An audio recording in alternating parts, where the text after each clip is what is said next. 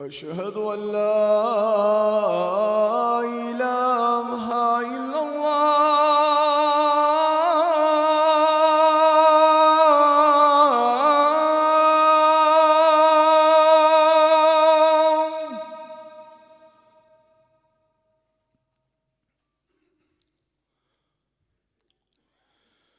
أشهد أن لا إله إلا الله.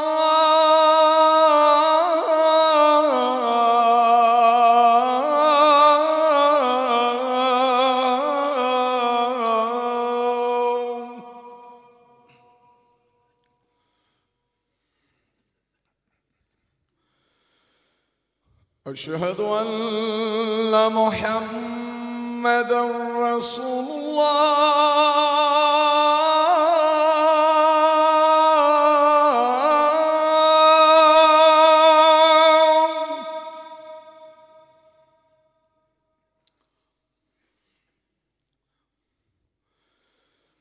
أشهد أن محمدًا رسول الله.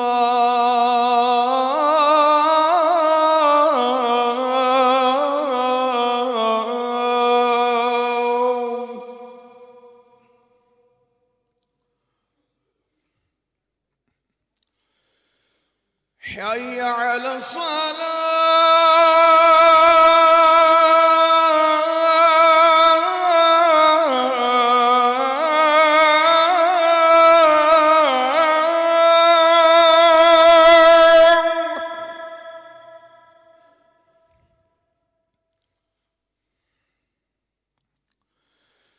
حي على الصلاة.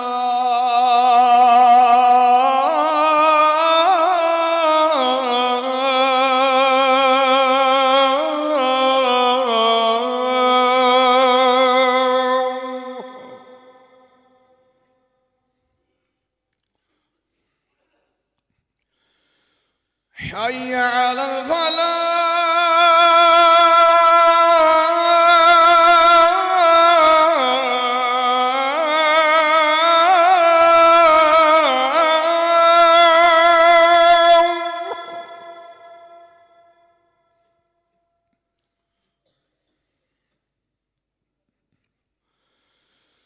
حي على الفلاح.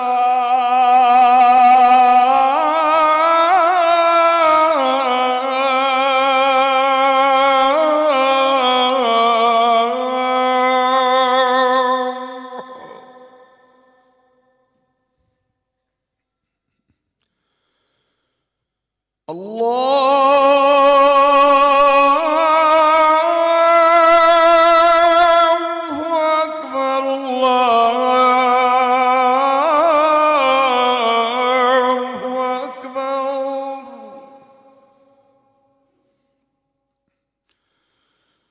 لا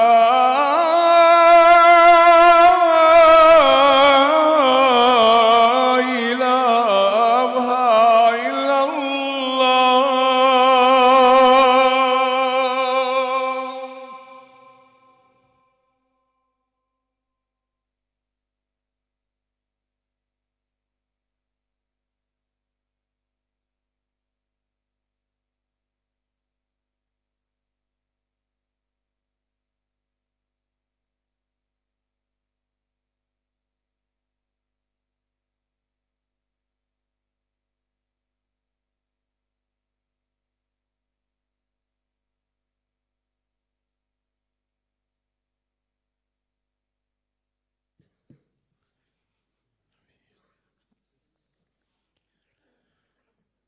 إن الحمد لله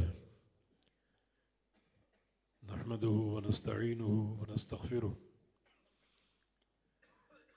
ونعوذ بالله من شرور أنفسنا ومن سيئات أعمالنا. من يهده الله فلا مضل له ومن يضلل فلا هادي له. وأشهد أن لا إله إلا الله وحده لا شريك له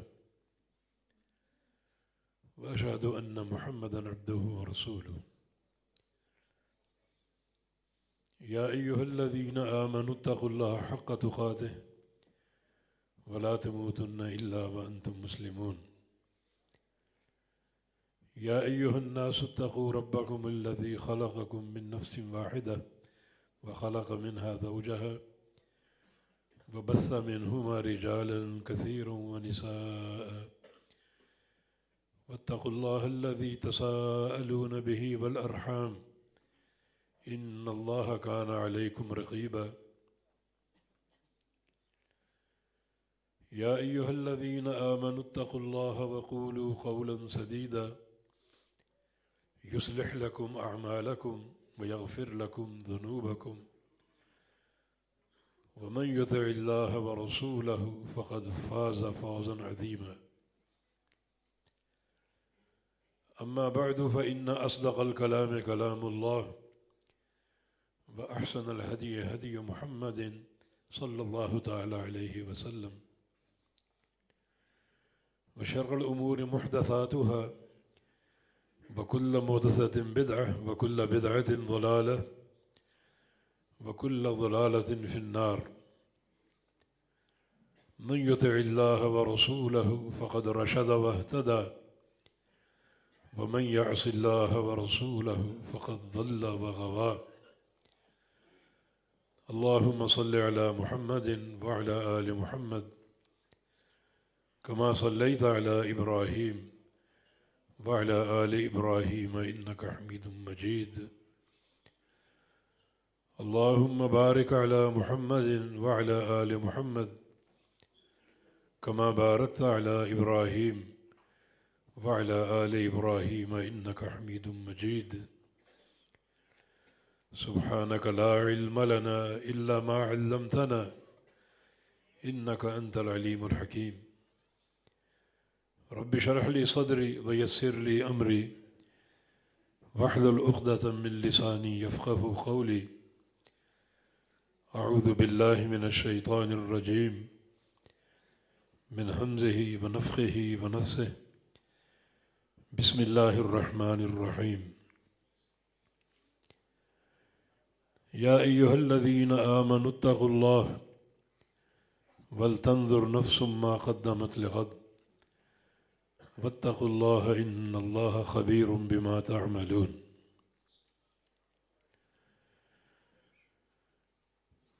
رسول اکرم صلی اللہ تعالیٰ علیہ وسلم فرمایا کرتے تھے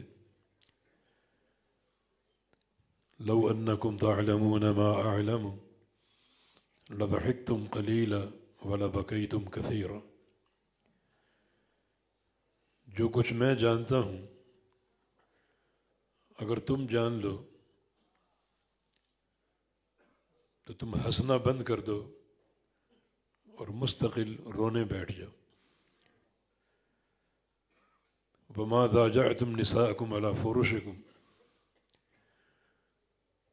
تو تم اپنے بستروں کی لذتوں کو اور نیندوں کو فراموش کر بیٹھو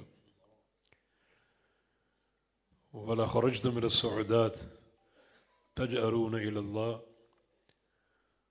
اور اپنے گھروں کو بنگلوں کو چھوڑ کر جنگلات کا رخ اختیار کر لو اور مستقل اللہ تعالیٰ کے سامنے گڑ گڑانے لگو نبی علیہ السلام کا رونا جس مقام پر بھی ہو اس بات کی دلیل ہے کہ اس مقام کے حقائق پوری طرح ہم نہیں جانتے یا نہیں سمجھتے جو اللہ کے نبی صلی اللہ علیہ وسلم سمجھا کرتے تھے تو ایک مقام کے رونے کا ذکر کروں گا یہ سنن ابن ماجہ کی حدیث ہے صحیح سند کے ساتھ اور اس کے راوی براء بن عازب رضی اللہ تعالی عنہ ہیں فرماتے ہیں کہ کننا مع النبی صلی اللہ علیہ وسلم فی جنازۃ ہم ایک جنازے میں نبی علیہ السلام کے ساتھ تھے فجلس علی شفیر القبر میت کی قبر کھودی جا رہی تھی اور آپ قبر کے کنارے پر بیٹھ گئے فبکا بکان، اچانک آپ نے رونا شروع کر دیا. حتی بلت ثرا، اتنے آنسو آپ کے بہے کہ جو سامنے قبر کی مٹی تھی وہ بھیگ گئی. پھر نبی علیہ السلام نے قبر کی طرف اشارہ کیا، فرمایا کہ لمثل ھذا فاعدوا، اس گھر کی تیاری کر کے آنا. تو آج کا موضوع قبر کی تیاری ہے، اسی حدیث کی روشنی میں.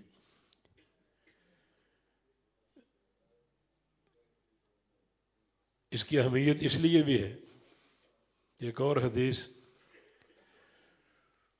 امیر المؤمنین عثمان غنی رضی اللہ تعالی عنہ، کان اذا رأى قبرا بکا بکاء حتی یبل لحیتہ، جب کسی قبر کو دیکھتے تو بہت ہی روتے، حتیٰ کہ ان کی پوری داڑھی آنسوؤں سے تر ہو جاتی. ایک بار کسی نے پوچھ لیا کہ آپ قبر کو دیکھ کر اس قدر کیوں روتے ہیں جبکہ آپ کے سامنے جنت اور جہنم کا ذکر ہوتا ہے اور اس قدر نہیں روتے؟ فرمایا کہ جب بھی کسی قبر کو دیکھتا ہوں تو نبی علیہ السلام کی ایک حدیث یاد آ جاتی ہے. فرمایا تھا القبر اول منزل من منازل یوم القیامہ، کہ قبر جو ہے وہ قیامت کی گھاٹیوں میں سے پہلی گھاٹی ہے. جو قیامت کی سیڑھی ہے اس کا پہلا زینہ قبر ہے. من نجا منہ فما بعدہ ایسر منہ، جو شخص یہاں کامیاب ہو گیا، جس کی یہاں رہائی ہو گئی اور چھوٹ گیا، تو اس کے بعد جو بھی مرحلے آئیں گے وہ آسان سے آسان تر ہوتے جائیں گے. ومن لم ینجو، اور جس کو یہاں نجات نہ مل سکی اور یہاں پھنس گیا، تو فما بعد اشد منہ، تو اس کے بعد جتنے مرحلے آئیں گے قیامت کا وقوع اور اس کے بعد کے مرحلے، وہ سخت سے سخت تر ہوتے جائیں گے. تو اس کا معنی یہ ہے کہ یہاں کی نجات بہت ضروری ہے تاکہ قبر کے بعد کے مراحل آسان ہو جائیں اور یہ پہلا زینہ آخرت کا کامیابی سے ہمکنار ہو. تو نبی علیہ السلام کا رونا اور امیر المومنین کا رونا اس بات کی دلیل ہے کہ یہ بڑی ایک مشکل گھاٹی ہے. ایک محدث عبداللہ بن مبارک رحمہ اللہ تعالی جب کہیں ایسے مقام پر ہوتے جہاں شدت کا اندھیرا ہوتا تو زار و قطع رونے لگتے اور فرماتے کہ مجھے قبر کے اندھیرے یاد آ جاتے ہیں. تو اس گھر کی تیاری کرنی ہے.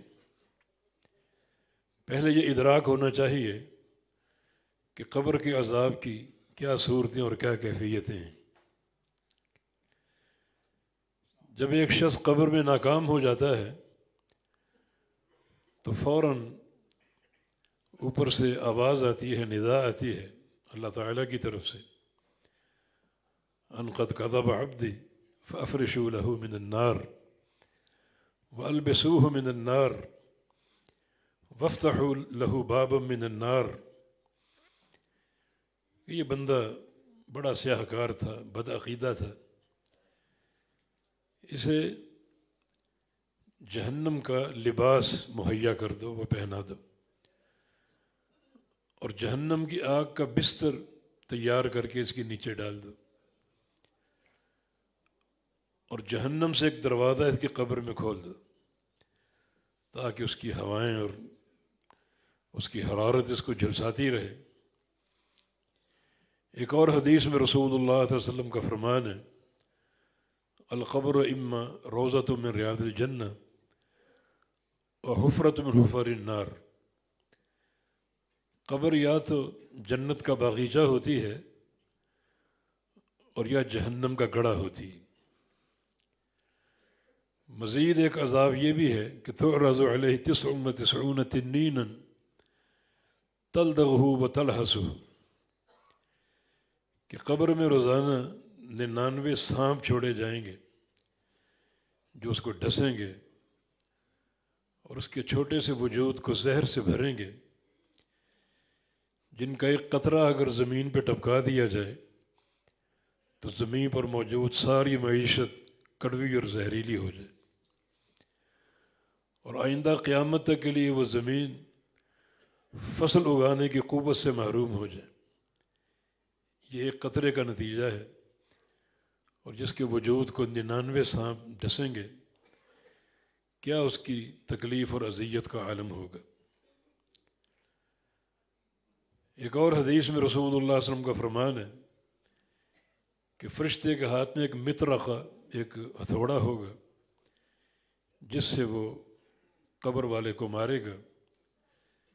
لو ضرب بہ الجبل لصار ترابا، اگر وہ ہتھوڑا اس کی ضرب ایک پہاڑ کو لگ جائے تو پہاڑ مٹی ہو جائے۔ بعض احادیث میں رسول اللہ صلی اللہ علیہ وسلم نے کچھ لوگوں کے خاص عذابوں کی صورتیں بیان کی ہیں، مثلا سود خور۔ فرمایا کہ ایک حوض ہوگا بہت ہی بڑا اور وسیع، جس میں سرخ رنگ کا جہنم سے گرم کیا ہوا تیل ہوگا، اس میں وہ غوطے کھائیں گے اور ڈبکیاں ماریں گے۔ سرخ اس لیے کہ یہ لوگ سود کھا کر لوگوں کا خون چوستے تھے، تو ویسا ہی عذاب ان پر مسلط ہوگا۔ اگر نکلنے کی کوشش کریں گے تو کناروں پر فرشتے ہوں گے جو ان کے منہوں میں پتھر ڈال کر ان کو دوبارہ اسی حوض میں پھینک دیں گے، اور وہاں چیخ و پکار کی آوازیں گونج رہی ہوں گی۔ ایک اور عذاب کی شکل ہے اسی عالم برزخ میں، قبر میں، کہ ایک تندور نما برتن ہوگا جس کا پیٹ بہت ہی بڑا ہوگا اور منہ تنگ ہوگا۔ پیٹ بھرا اس لیے ہوگا، بڑا پیٹ، کہ اس میں ایسے لوگوں کی کثرت ہوگی، اور منہ تنگ اس لیے ہوگا کہ کوئی اس سے نکل نہ سکے۔ اس میں مرد ہوں گے، عورتیں ہوں گی، اور ان کی چیخیں جو ہیں وہ گونج رہی ہوں گی، اور یہ لوگ ہیں زانی مرد اور زانی عورتیں۔ ایک عذاب کی شکل یہ بھی ہے کہ ایک شخص کے سر کو ایک بھاری چٹان سے کچلا جائے گا، بار بار پتھر مارا جائے گا، سر پاش پاش ہو جائے گا، پھر دوبارہ جڑ جائے گا، اور پھر دوبارہ وہ پتھر مارا جائے گا، پھر وہ پاش پاش ہو جائے گا، اور اس بندے کی چیخیں گونج رہی ہیں۔ یہ کون لوگ ہیں؟ یہ 2 گناہوں کے مرتکب تھے۔ ایک یہ کہ قرآن یاد کر کے بھول گیا، دوسرا گناہ یہ تھا کہ مسجد میں جماعت کھڑی ہوتی اور یہ گھر میں سو رہا ہوتا تھا، تو اسے اس عذاب میں برزخی حیات میں ہی پکڑ لیا جائے گا۔ ایک عذاب کی شکل یہ بھی بیان ہوئی ہے کہ ایک شخص کے منہ میں فرشتہ ایک نوکدار لوہے کا کنڈا ڈالے گا اور اس کو چیرتا ہوا گردن تک لے جائے گا، پھر وہی کنڈا اس کی ناک میں گھونپے گا اور چیرتا ہوا گردن تک لے جائے گا، پھر وہی کنڈا اس کی آنکھ میں ڈال دے گا اور چیرتا ہوا گردن تک لے جائے گا، دائیں طرف سے فارغ ہو کے بائیں طرف آ جائے گا اور بائیں طرف بھی یہی سلوک کرے گا۔ یہ کون شخص ہے؟ کان یغدو من بیتہ یکذب الکذب تبلغ الآفاق، اس کی ڈیوٹی صبح گھر سے نکلنا اور جھوٹ بولنا، کبھی کسی کے پاس کبھی کسی کے پاس۔ عام طور پہ یہ تنظیموں کے نمائندے اپنی تنظیم کا مورال بلند کرنے کے لیے زیادہ سے زیادہ چندہ بٹورنے کے لیے جھوٹ بولتے ہیں۔ تبلغ الآفاق، اور کوشش ہوتی ہے کہ یہ جھوٹ دنیا کے کونے کونے تک پہنچ جائے۔ اللہ تعالیٰ اس بندے کو بھی قبر میں پکڑ لے گا اور یہ بھیانک سزا اس کو دی جائے گی۔ چغل خور اور غیبت کرنے والوں کے ہونٹ کاٹے جائیں گے، زبانیں کاٹی جائیں گی کینچیوں سے۔ یہ مختلف برزخی عذابوں کی صورتیں ہیں جو کتب حدیث میں بیان ہیں۔ تو یہ ہم نے خلاصہ بیان کیا قبر کے عذابوں کا، جن سے بچنا ہر انسان کی ضرورت ہے۔ ان میں سے کوئی عذاب ایسا نہیں جو انسان برداشت کر سکے۔ جب ایک انسان کو قبر میں رکھا جائے گا تو قبر کا ضمہ اور ضغطہ، بندے کو دبا لینا، یہ ہر شخص کے ساتھ ہے۔ کوئی انسان قبر کے دبانے سے بچ نہیں سکے گا، نیک ہو یا بد ہو، کوئی نہیں بچ سکے گا۔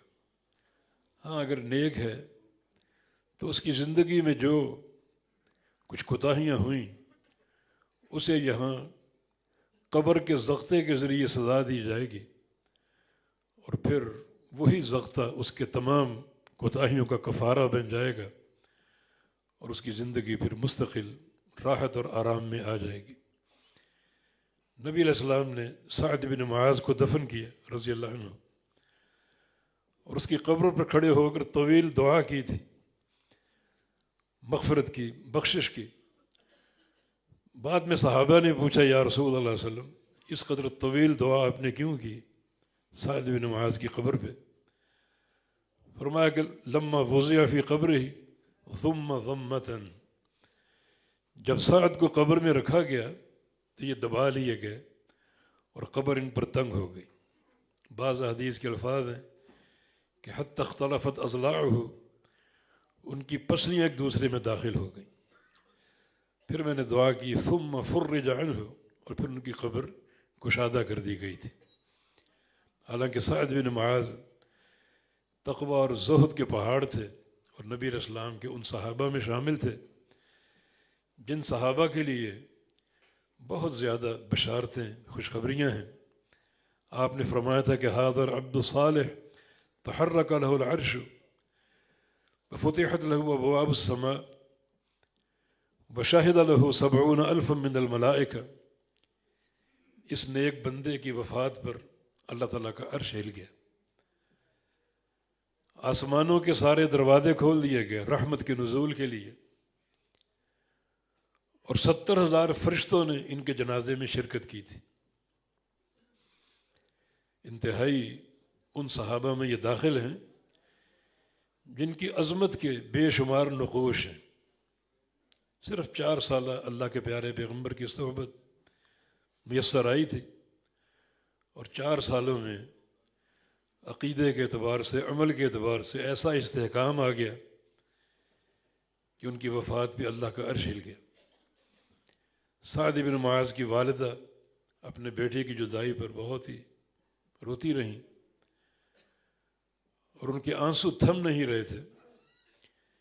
جس کی اللہ کے پیغمبر کو اطلاع دی گئی تو آپ نے فرمایا کہ جاؤ اور سعد کی والدہ کو خوش کراؤ کہ ان ابنک اول من یضحک اللہ الیہ یوم القیامہ، جب قیامت قائم ہوگی اور سارے اولین و آخرین جمع ہوں گے تو تمہارا بیٹا سعد وہ پہلا شخص ہوگا جس سے دیکھ کے اللہ تعالیٰ ہنسے گا۔ اتنا اونچا درجہ اور مقام، لیکن ثم ضمتن، قبر نے ان کو دبا لیا، اور پھر آخر ان کی قبر کو کھولا گیا اور کشادہ کر دیا گیا۔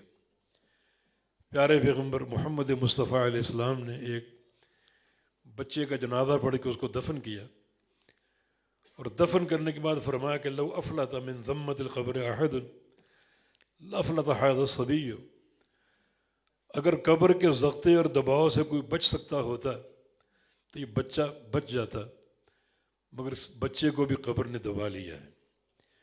تو یہ ضغطۃ القبر کچھ لوگوں کے لیے عذاب ہے، اور کچھ لوگوں کے لیے ایک عارضی تکلیف ہے، تاکہ اللہ رب العزت اس عارضی تکلیف میں مبتلا کر کے جو زندگی کی کوتاہیاں تھیں، کچھ غلطیاں تھیں، اس تکلیف کو ان ساری غلطیوں کا کفارہ بنا دے، اور پھر وہ بندہ ہمیشہ کامیاب اور کامران ہوگا۔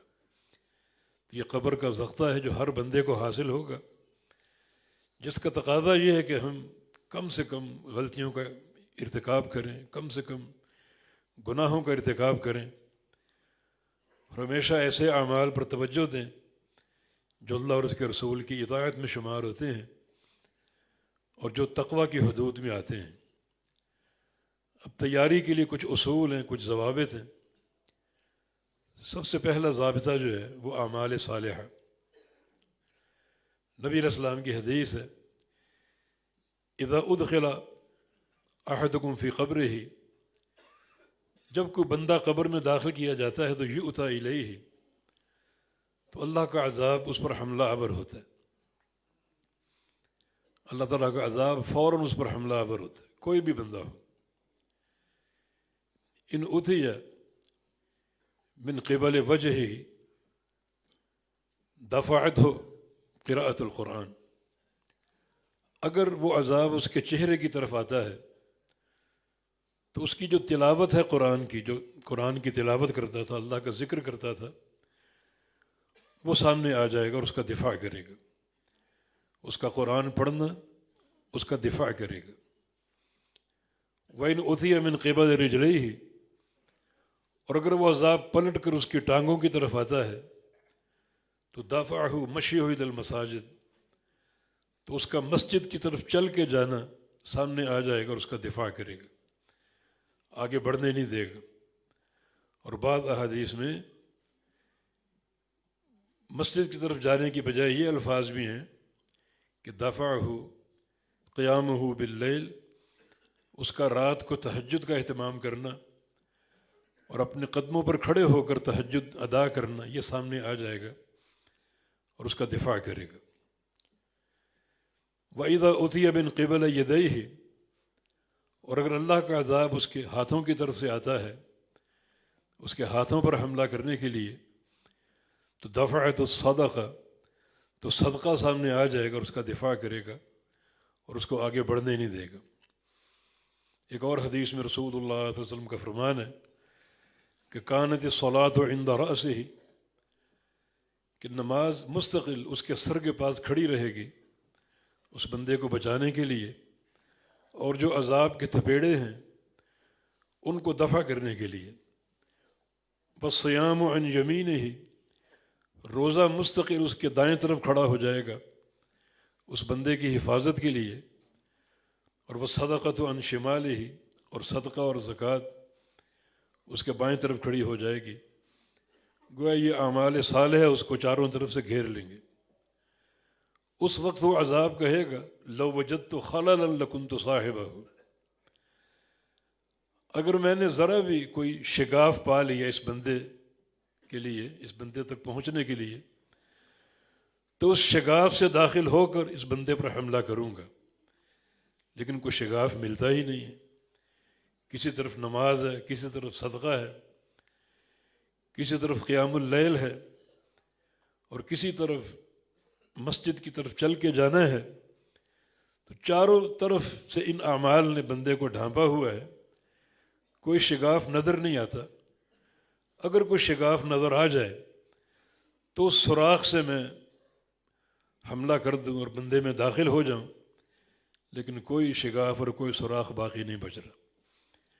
یہ اہمیت ہے اعمال صالحہ کی، جس میں اس بات کا تقاضا ہے اور دعوت ہے کہ چن چن کر نیک اعمال کرو، اور بطور خاص قبر کی تیاری کے لیے یہ اعمال ہمیشہ اپنے دھیان میں رکھو۔ نماز کی اقامت ہے، نماز کے حقوق ہیں، نماز کے اوقات کی حفاظت ہے، نماز کے جو بھی آداب ہیں ان کی حفاظت ہے۔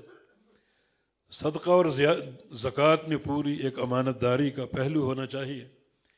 تلاوت قرآن ہو، اللہ کا ذکر ہو، مساجد کی طرف جانے کا شوق اور ذوق ہو، یہ سارے اعمال جو ہیں یہ قبر میں ایک انسان کا دفاع کریں گے۔ حاتم الاصم ایک بہت بڑے عابد اور زاہد اور متقی تھے، ان کا ایک قول ہے، میں نے کئی بار یہ سوچا کہ کوئی دوست بنا لوں، وفادار دوست، تو بہت سے دوستوں کا تصور آتا، مگر ان کی وفاداری مجھے مستقل محسوس نہ ہوتی۔ میرے نزدیک وفادار دوست وہ ہے جو قبر میں میرے ساتھ اترے۔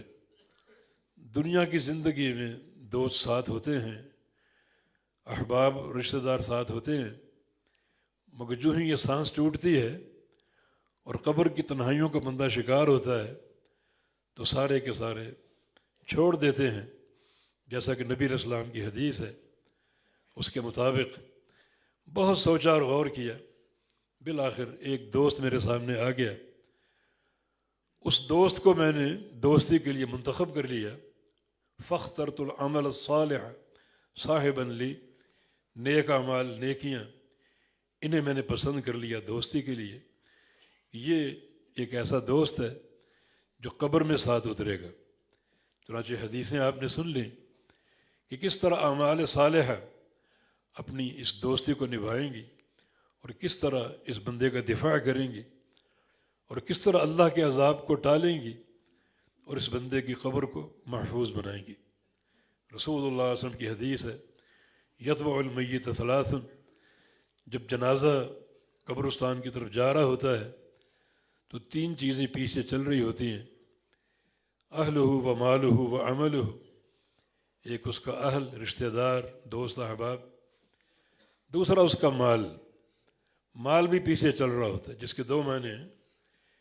ایک یہ کہ کچھ لوگ جنازے میں شریک ہوتے ہیں مالی تعلق کی بنا پر، کسی کا پارٹنر ہے، کسی کا جو ہے وہ ایک دوست جو اس سے خریداری کیا کرتا تھا، تو یہ ایک مالی تعلق ہے۔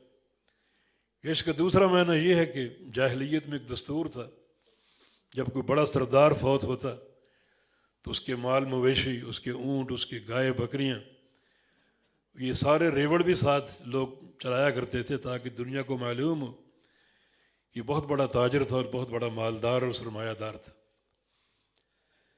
تو یہ بھی ایک معنی ہو سکتا ہے۔ یہ دونوں چیزیں پیچھے چل رہی ہیں، اہل و عیال بھی اور مال بھی۔ اور تیسرا بل و عمل ہو، اور اس کا عمل وہ بھی ساتھ چل رہا ہوتا ہے۔ یرجع اثنان، دو چیزیں پیچھے لوٹ آتی ہیں، ایک اس کا اہل و عیال، دوسرا اس کا مال۔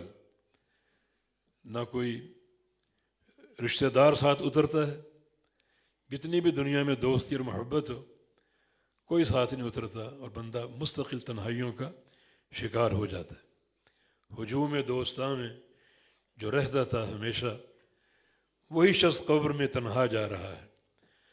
اسی طرح مال بھی واپس آ جاتا ہے، کوئی وارث نہیں کہتا کہ بڑی محنت سے اس نے مال کمایا ہے، کچھ درہم و دینار اسی قبر میں ڈال دو، بڑی محنت سے اس نے یہ مال اور سرمایہ جمع کیا ہے، کوئی اس کے لیے تیار نہیں۔ خالی ہاتھ قبر میں جائے گا، مال وہ رسا تقسیم کریں گے، وہ مال بانٹ رہے ہیں اور یہ اس مال کا حساب دے رہے ہیں، کہاں سے کمایا اور کہاں خرچ کیا۔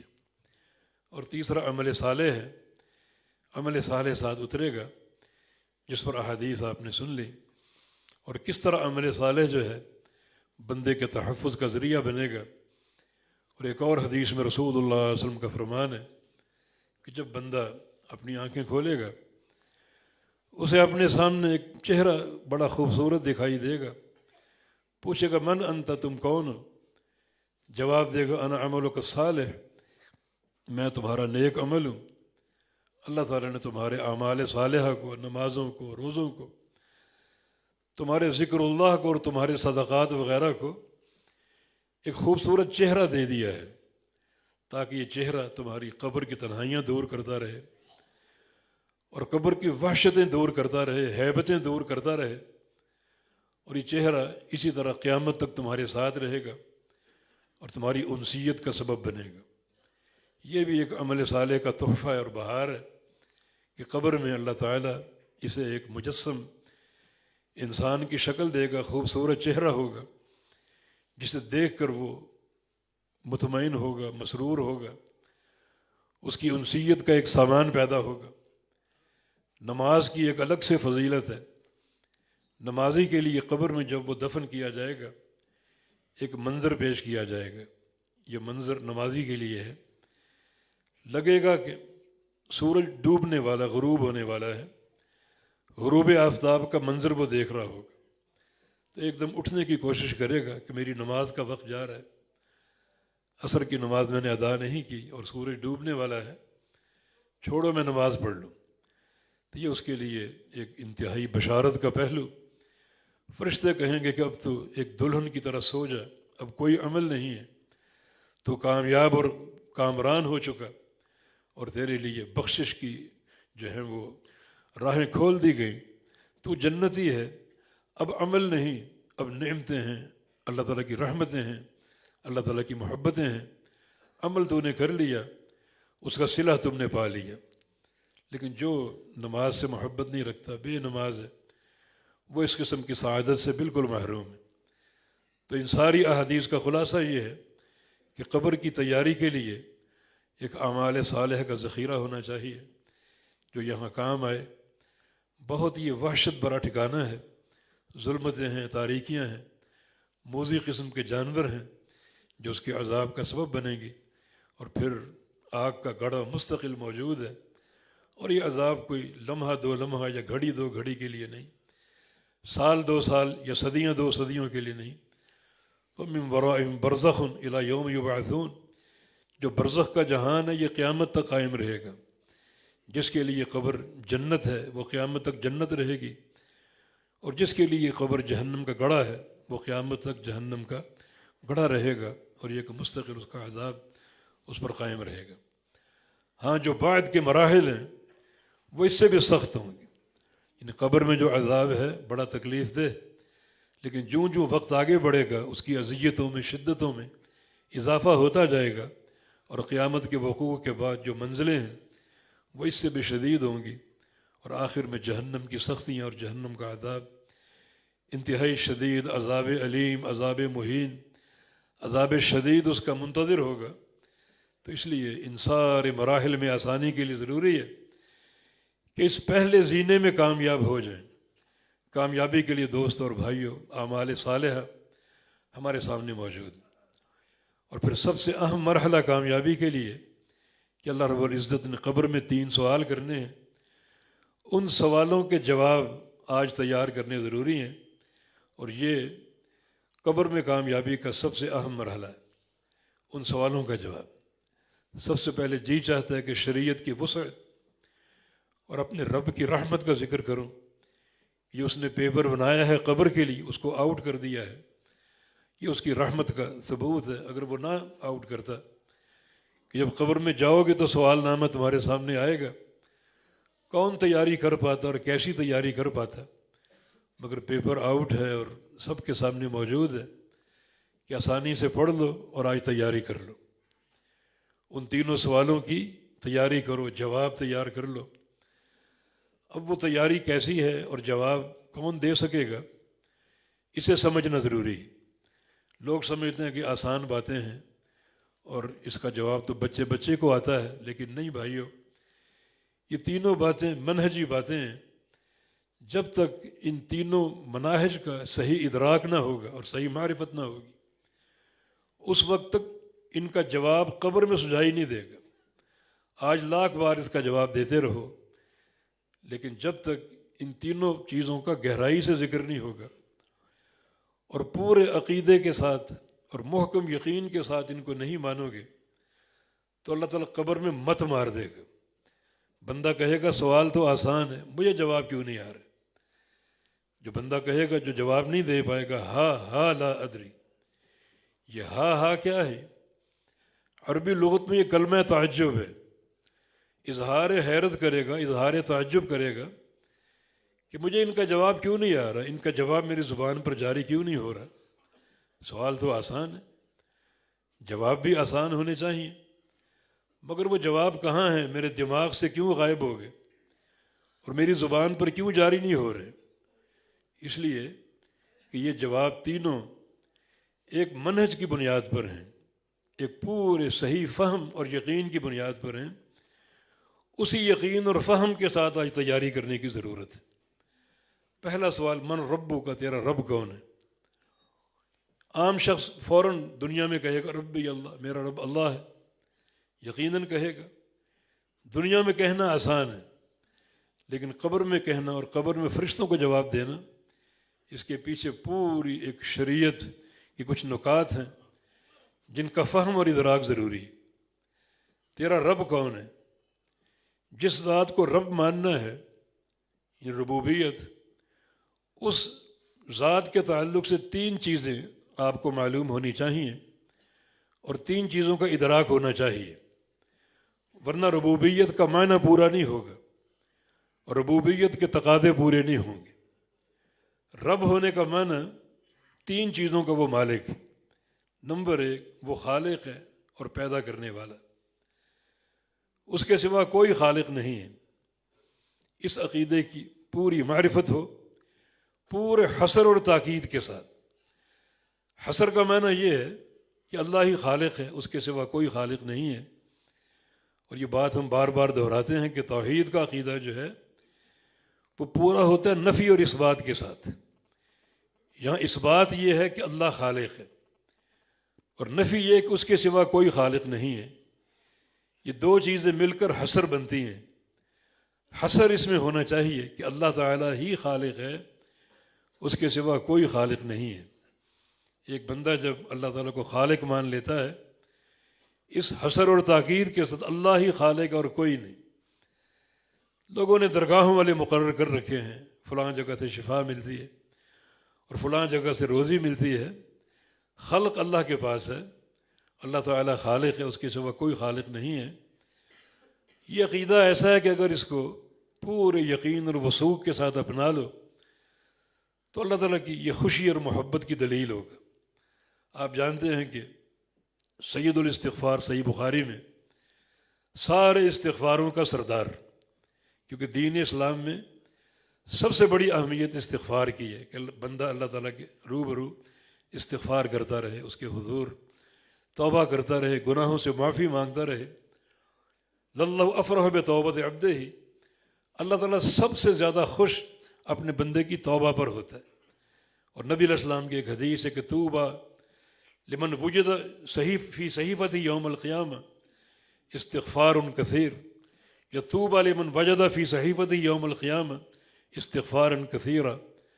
اس بندے کے لیے بڑی بشارتیں ہیں جب قیامت کے روز حساب و کتاب کے لیے آئے گا اور اس کے روبرو اس کا اعمال نامہ کھولا جائے گا تو اس میں کثرت سے استغفار ہو، ہر صفحے پر، ہر لائن میں توبہ اور استغفار درج ہے۔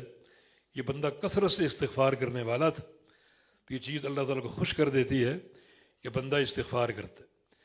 سید الاستغفار میں جو یہ سارے استغفاروں کا سردار ہے، جن عقیدوں کو ایک وسیلے کے طور پر بنیاد بنایا گیا، ان میں اللہ تعالیٰ کا خالق ہونا ہے۔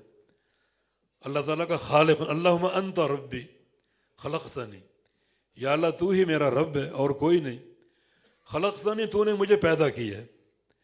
تو ربوبیت کے تقاضوں میں یہ اہم تقاضا کہ اللہ خالق ہے، اس کو خالق مانا جائے، اور بندے کو اگر یقین ہو کہ اللہ ہی خالق ہے، اس کے سوا کوئی خالق نہیں، تو یہ عقیدہ اللہ کی رضا کا باعث ہوگا۔ تبھی تو یہ عقیدہ سید الاستغفار میں شامل ہے کہ بندہ اقرار کر رہا ہے کہ یا اللہ تو ہی میرا رب ہے، انت ربی، تو ہی میرا رب ہے۔ یہاں طلبہ موجود ہیں، یہ دونوں جملے کے جز ہیں، مبتدا اور خبر دونوں معرفہ ہیں۔ جب دونوں معرفہ ہوں تو کلام میں حصر آ جاتا ہے۔ معنی یہ نہیں کہ تو میرا رب ہے، معنی یہ کہ تو ہی میرا رب ہے، ایسا رب کہ خلقتنی، تو میرا خالق ہے، تو نے مجھے پیدا کیا۔ سلیمان علیہ السلام کے دور میں چیونٹی نے جب بارش کی دعا کی تھی تو اللہ تعالیٰ کے سامنے اس کے خالق ہونے کا وسیلہ پیش کیا تھا۔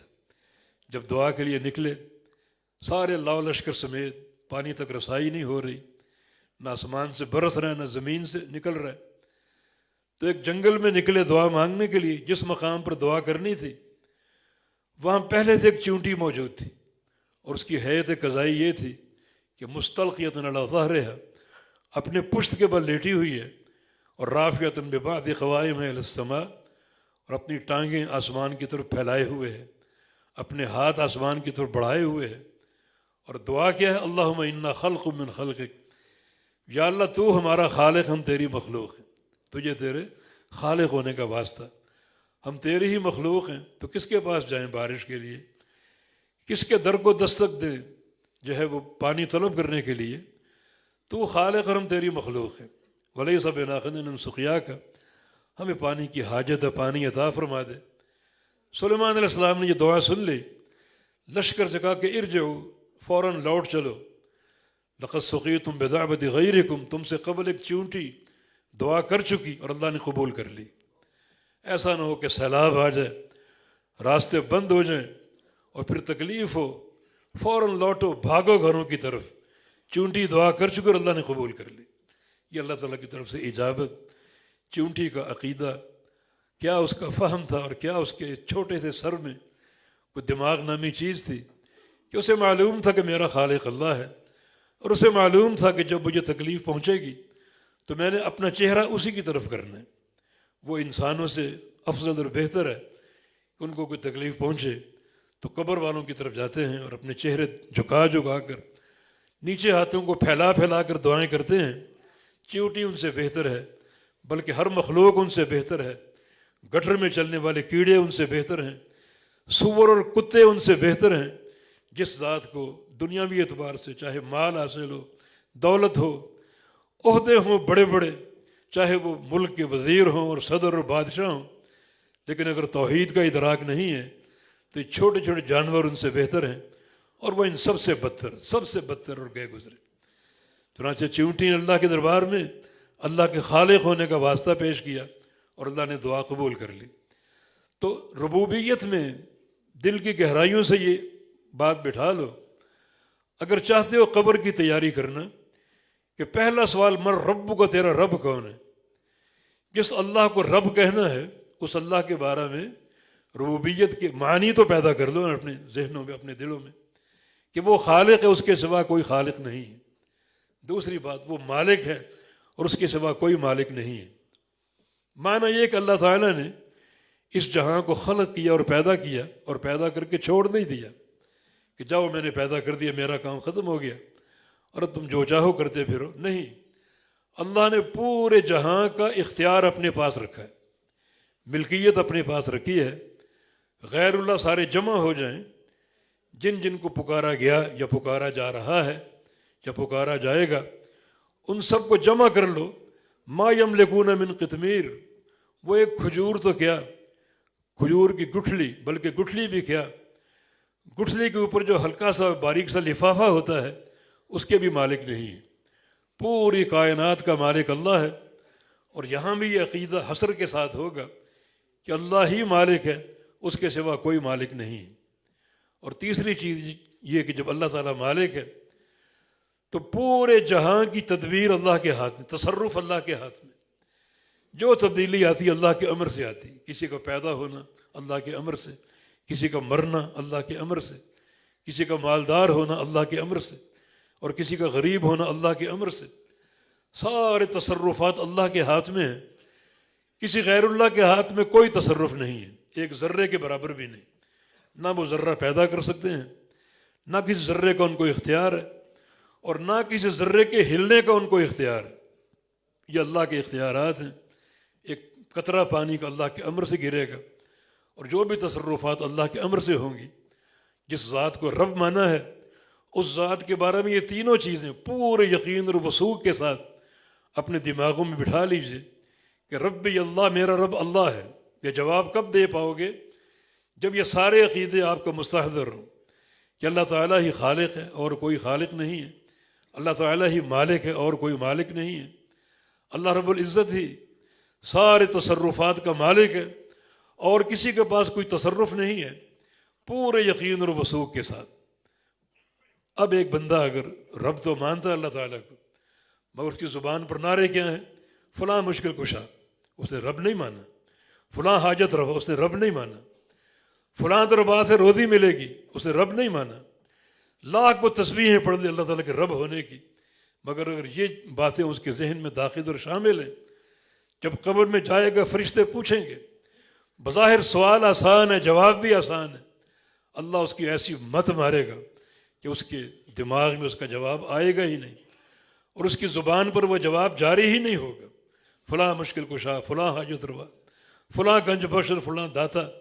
اگر یہ عقیدے موجود ہیں تو سمجھیں کہ ربوبیت کے سارے معنی آپ نے ختم کر دیے تو قبر کی تیاری میں آپ ناکام اور نامراد، قطعاً کامیاب نہیں ہوں گے اور قطعاً اس کا جواب نہیں دے پائیں گے۔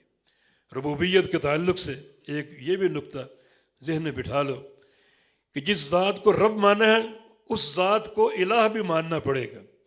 جو خالق ہے وہی الہ ہوتا ہے، جو پیدا کرنے والا اور مالک ہے وہی عبادت کے لائق ہوتا ہے۔ قرآن کا پہلا آرڈر یا ایھا الناس اعبدوا ربکم الذی خلقکم والذین من قبلکم لعلکم تتقون، اے لوگو اپنے رب کی عبادت کرو۔ یا اللہ کیوں تیری عبادت کریں؟ تیری عبادت کی کیا دلیل ہے؟ اللہ کا امر تو ہے ہی ہے، لیکن تیری عبادت کیوں کریں؟ فرمایا کہ الذی خلقکم، وہ تمہارا خالق ہے۔ جو خالق ہوتا ہے وہ معبود ہوتا ہے۔ تو توحید ربوبیت میں یہ بھی ایک لازمی نقطہ ہے، جس ذات کو خالق مان لیا وہی ذات معبود ہے اور وہی عبادت کے لائق ہے۔ تو اس کو معبود ماننا، ہمیشہ اپنا سر اس کے سامنے جھکانا، ساری عبادتیں بدنی ہوں، مالی ہوں، لسانی ہوں، قلبی ہوں، وہ اللہ تعالیٰ کے لیے ہیں۔ اس کا اقرار و اعتراف کرنا اور عملاً اس کو بجا لانا، اور ساتھ ساتھ یہ فکر ہو کہ ان ساری عبادات میں اللہ تعالیٰ اکیلا ہے اور کوئی اس کا شریک نہیں ہے، تاکہ عقیدہ نفی اور اس بات کے ساتھ ہو جائے۔ تو یہ جواب من ربو کا، تیرا رب کون ہے، ہر ایک اس کا جواب نہیں دے گا، وہی جواب دے گا جس کا ربوبیت کے تعلق سے ٹھوس عقیدہ اور صحیح عقیدہ ہو، اور پوری جو توحید ربوبیت کی اس کے اندر کوٹ کوٹ کے بھری ہو، وہی اس کا جواب دینے میں کامیاب ہوگا۔ اور ما دینوں کا، تیرا دین کیا ہے؟ تو دین اسلام ہے، بات معروف ہے، سوال بھی آسان ہے، جواب بھی آسان ہے، لیکن اس کا جواب کون دے گا؟ جو پوری زندگی دین اسلام کے ساتھ مربوط ہو جائے۔ وَأَنْ أَقِمْ وَجْهَكَ لِلدِّينِ حَنِيفًا، اپنا چہرہ دین کی طرف سیدھا رکھو، یک طرف ہو جاؤ۔ یہ طوائف ضالہ، بدعتی لوگ، مشرک لوگ، ان سے کٹ جاؤ اور اپنا چہرہ دین کی طرف سیدھا کر لو۔ جب دیکھو دین کو دیکھو، جب سنو دین کی سنو، جب عمل کرو دین پر کرو، دین اسلام کو اپنا لو۔ کسی کی ثقافت نہ ہو، یہ انگریزوں کی منحوسوں کی ثقافت، ہندوؤں کی ثقافت، بہت سی ثقافتوں کے ہم غلام بنے ہوئے ہیں، ان کے فیشنوں کے ہم غلام بنے ہوئے ہیں۔ کوئی فیشن صبح کو آئے شام تک ہم اپنا لیتے ہیں، شام کو آئے صبح کو اپنا لیتے ہیں۔ نہیں، یہ سارے کلچر ناکام ہیں دین کی ثقافت کے آگے۔ تمہارا دین اسلام ہے، پوری دیانتداری کے ساتھ اس کو اپنا دین مان لو اور پکے سچے مسلمان ہو جاؤ۔ دین کی سنو، دین کو دیکھو، دین کی طرف جھانکو، دین کو اپناؤ۔ یہ دین اسلام ہے۔ اللہ تعالیٰ نے فرمایا کہ رضیت لکم الاسلام دینا، میں نے بطور دین کے تمہارے لیے اسلام کو منتخب کر لیا۔ یہ پروردگار کا انتخاب ہے، اسی پر اکتفا کر لو۔ اور تیسرا سوال، من نبی کا، تیرا نبی کون ہے؟ اس کا جواب کون دے گا؟ پوری زندگی اس کا مرشد اللہ کا رسول ہو صلی اللہ علیہ وسلم، اطاعت اور پیروی کا مرکز اللہ کا رسول ہو۔ اور اگر آپ نے مختلف مراکز کھڑے کر لیے، قوم کی بات ماننی ہے، برادری کی بات ماننی ہے، باپ دادا بھی ہیں ان کی بات بھی لینی ہے، ان کا نظام بھی لینا ہے، اور جناب فلاں کی بات، فلاں کا قول، فلاں کا فتویٰ، فلاں کے ملفوظات، یہ ساری چیزیں اگر ہوں تو قبر میں اس سوال کا جواب سجائی نہیں دے گا۔ اس کا جواب وہی دے گا جو اعتقاداً و عملاً ایک ہی شخصیت کا پیروکار ہو، اسی کا دامن تھامنے والا ہو، اور وہ شخصیت محمد مصطفیٰ علیہ السلام، انہی کی پیروی کرے، انہی کی اطاعت کرے، اور پوری زندگی اسی ڈھنگ سے گزار دے کہ رسول میرا رسول ہے اور اس کی اطاعت مجھ پر فرض ہے۔ رسول ماننے کا تقاضا بھی ہے کہ ان کی اطاعت کرو، کسی اور کی اطاعت نہ کرو۔ کسی اور کی اطاعت اگر کرو گے تو رسول ماننے کا جو ایک عقیدہ ہے وہ ڈھیلا پڑ جائے گا، اور ایسے ڈھیلے ڈھالے لوگ جو ہیں وہ قبریں جواب نہیں دے سکیں گے۔ جو مخلص ہو رسول کی اطاعت کے ساتھ، رسول کی فرما برداری کے ساتھ، جس کے پیش نظر اللہ کے پیغمبر کی حدیثیں ہوں اور اللہ کے پیغمبر کی سنتیں ہوں، ہر چیز وہ حدیث سے لے، سنت سے لے، اور یہی اس کا ذوق اور شوق ہو، اس وقت تک کوئی کام نہیں کرنا جب تک وہ پیارے پیغمبر سے ثابت نہ ہو، اور جب ثابت نہ ہو تو اس کام کو ٹھوکر مار دینی ہے، چاہے بظاہر وہ سونے اور چاندی کا کیوں نہ ہو۔ اور اگر ثابت ہو آپ کی طرف سے کہ آپ نے یہ کام کیا ہے، پھر وہ کرنا ہے کیسے؟ بالکل ویسے جیسے محمد مصطفیٰ علیہ السلام نے کیا۔ تو وہ بندہ پورے وثوق کے ساتھ کہے گا کہ نبی محمد صلی اللہ علیہ وسلم، میرا نبی محمد ہے صلی اللہ علیہ وسلم، تو یقیناً یہ قبر کی تیاری۔ اس عقیدے میں ایک وثوق پیدا کرو اور دل کے گہرائیوں سے ان تینوں چیزوں کو سمجھو اور قبول کرو۔ یہ سرسری لوگ جو ہوتے ہیں، جن کا زبان پر کچھ ہو، عمل کچھ اور ہو، عقیدہ کچھ اور ہو، وہ سمجھتے ہوں گے یہ سوال بڑے آسان اور جواب بھی آسان ہوگا۔ ہرگز نہیں، یہ بہت ہی ایک مشکل گھاٹی ہے اور بہت ہی اہم گھڑی ہے۔ اس میں وہی لوگ کامیاب ہوں گے جنہوں نے عمل کی قطاریں لگا دی سنت کے مطابق، اور جنہوں نے ان تینوں اصولوں کو سمجھ لیا، رب کون ہے، دین کیا ہے، اور نبی کون ہے، ان تینوں اصولوں کو جان لیا، پہچان لیا، وہ ان کا جواب دے پائیں گے۔ اور جواب بھی وہ دے پائیں گے، فرشتے ایک بات اور پوچھیں گے، کیف علمت، تم نے یہ کیسے معلوم کیا جو تم صحیح جواب دے رہے ہو، کیسے معلوم کیا؟ وہ کہیں گے کہ ہمارے پاس اللہ کا رسول آیا، ہم نے رسول کی اطاعت کی۔ یہ بھی اس بات کی دلیل ہے کہ صحیح جواب دینے والے وہ ہیں جو اللہ کے رسول کی اطاعت کرنے والے ہوں اور اللہ کے پیغمبر کی حقیقی پیروی کرنے والے ہوں۔ اور جو جواب نہیں دے پائیں گے، فرشتے ان کو ماریں گے اور پوچھیں گے، بلکہ کہیں گے لا دریت ولا تلوت، یا لا تلیت، نہ تم نے جانا نہ تم نے پڑھا، کتاب اللہ تمہارے پاس تھی، سنت مصطفیٰ علیہ السلام تمہارے پاس تھی، تم نے پڑھا بھی نہیں، جانا بھی نہیں، اور کچھ حاصل بھی نہیں کیا، اور تم آج کیسے کامیاب ہوگے؟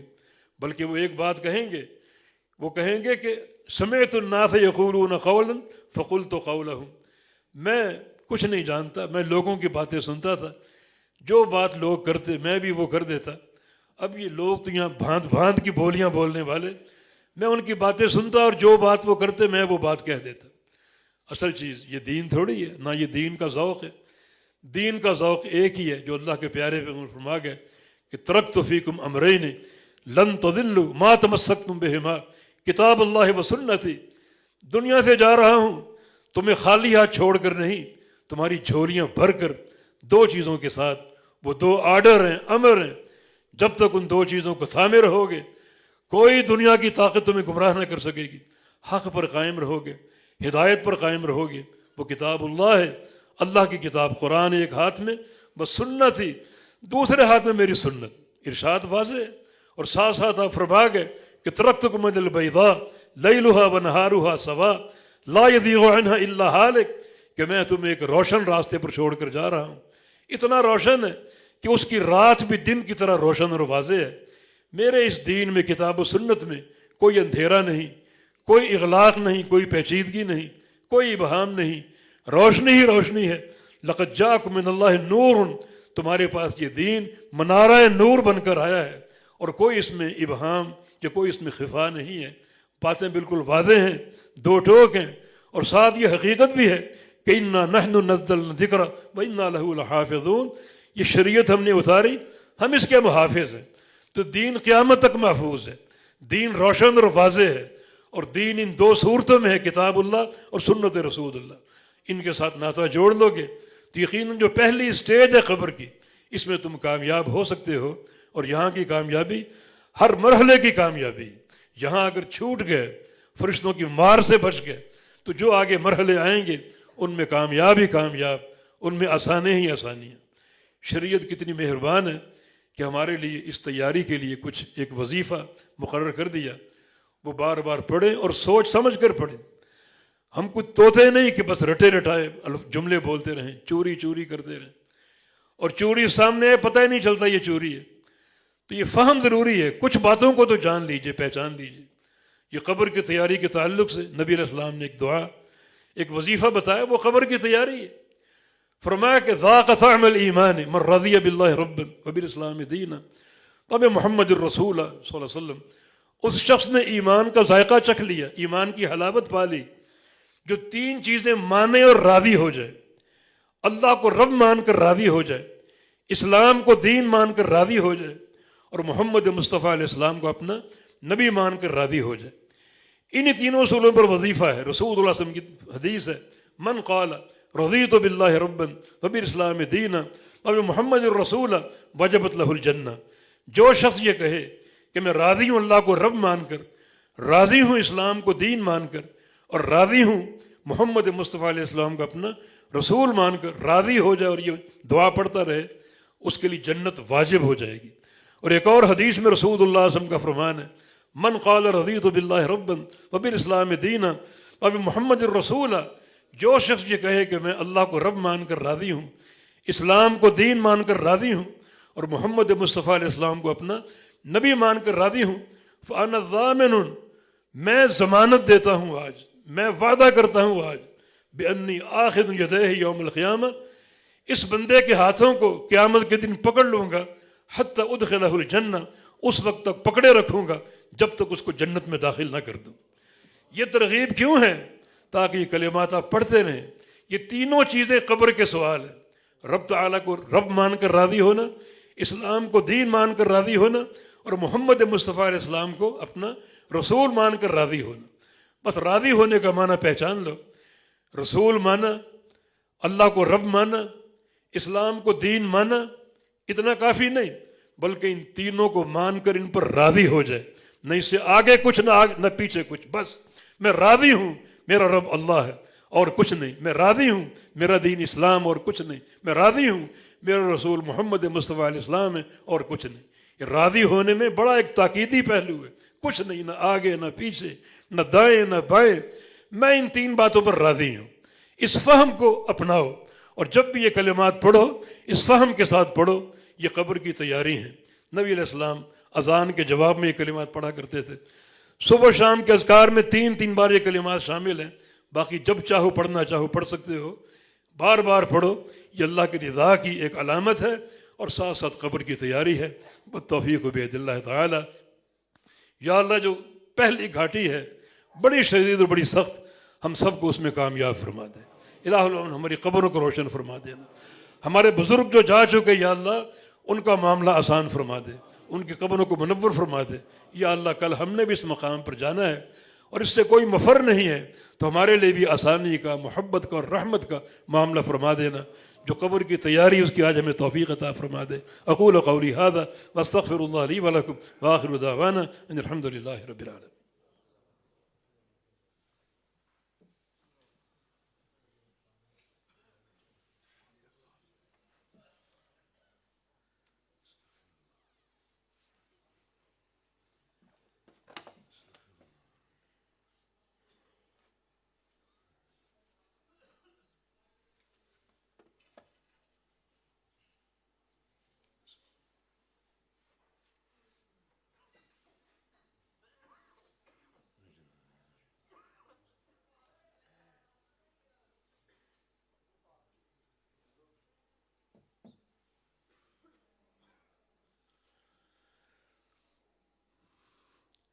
الحمد للہ والصلاة والسلام علی رسول اللہ۔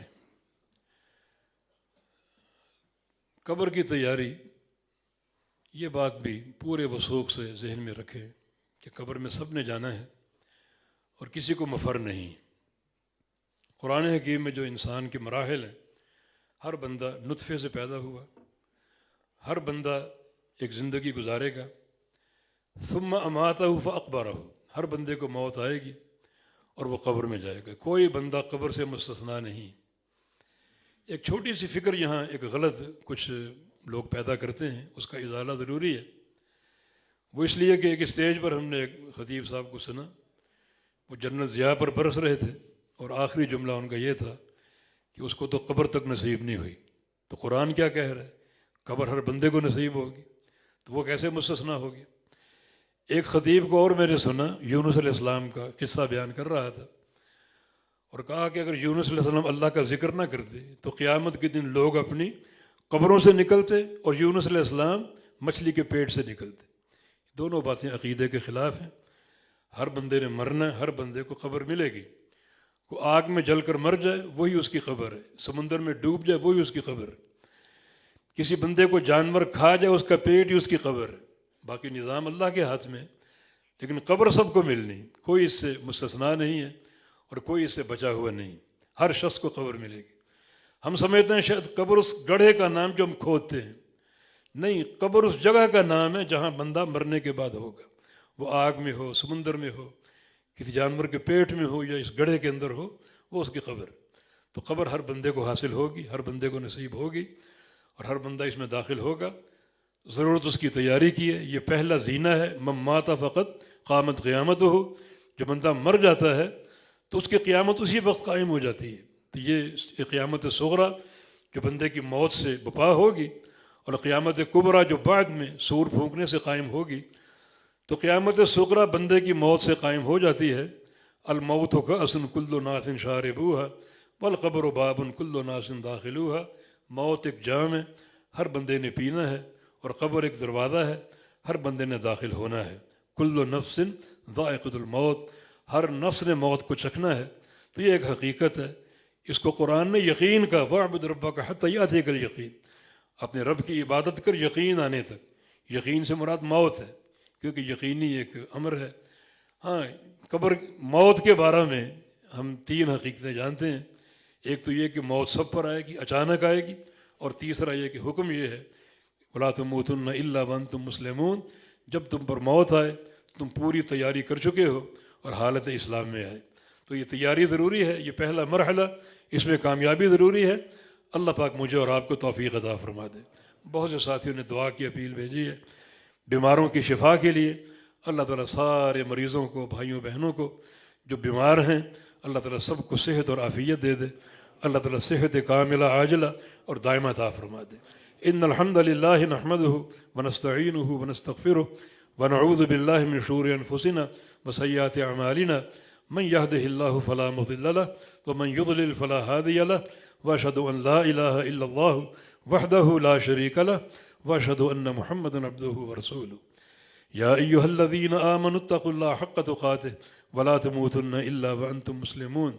یا ایہا الناس اتقوا ربکم الذی خلقکم من نفس واحدہ وخلق منها زوجها وبث منهما رجالا كثيرا ونساء واتقوا الله الذي تساءلون به والأرحام إن الله كان عليكم رقيبا۔ يا أيها الذين آمنوا اتقوا الله وقولوا قولا سديدا يصلح لكم أعمالكم ويغفر لكم ذنوبكم ومن يطع الله ورسوله فقد فاز فوزا عظيما۔ ربنا لا تؤاخذنا إن نسينا أو أخطأنا، ربنا ولا تحمل علينا إصرا كما حملته على الذين من قبلنا، ربنا ولا تحملنا ما لا طاقة لنا به واعف عنا واغفر لنا وارحمنا أنت مولانا فانصرنا على القوم الكافرين۔ ربنا ظلمنا أنفسنا وإن لم تغفر لنا وترحمنا لنكونن من الخاسرين۔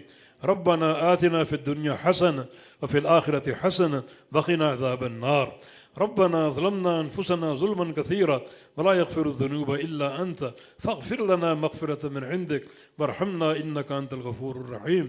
أذهب الباس رب الناس واشف أنت الشافي لا شفاء إلا شفاؤك شفاء لا يغادر سقما۔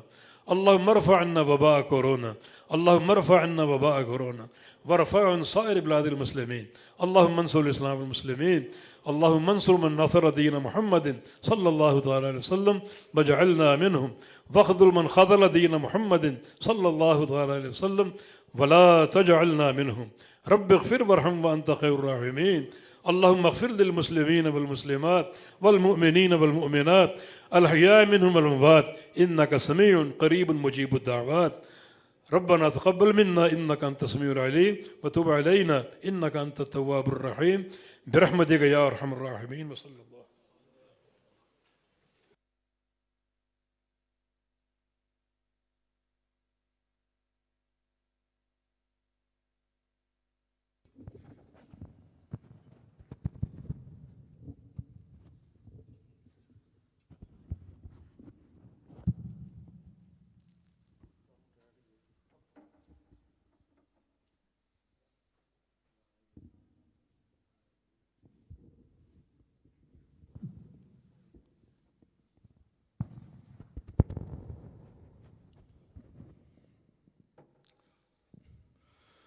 الله أكبر